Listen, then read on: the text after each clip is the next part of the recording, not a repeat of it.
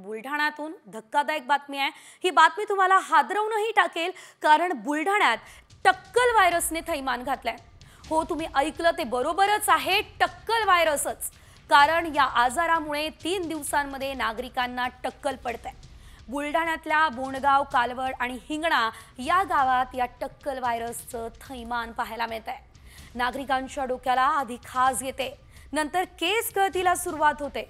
अगदी तिसऱ्या दिवशीच माणसाला टक्कल पडतं।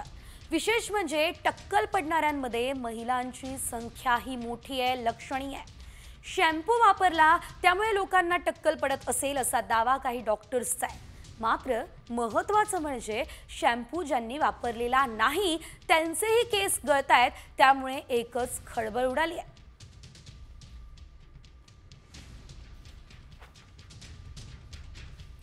बुलढाण्याच्या बोंडगाव, कालवड, हिंगणामध्ये टक्कल व्हायरसने थैमान घातलंय।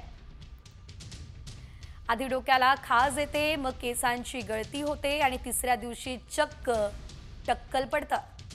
शेकडो नागरिकांना केस गळती झाली आहे, यामध्ये महिलांची संख्याही लक्षणीय आहे। शॅम्पू वापरल्याने टक्कल पडत असल्याचा दावा काहींनी केलेला आहे, काही डॉक्टर्सचा हा दावा आहे। मात्र ज्यांनी शॅम्पू वापरलेला नाही त्यांना सुद्धा टक्कल पडतंय आणि त्यामुळे एकच खळबळ उडाली आहे।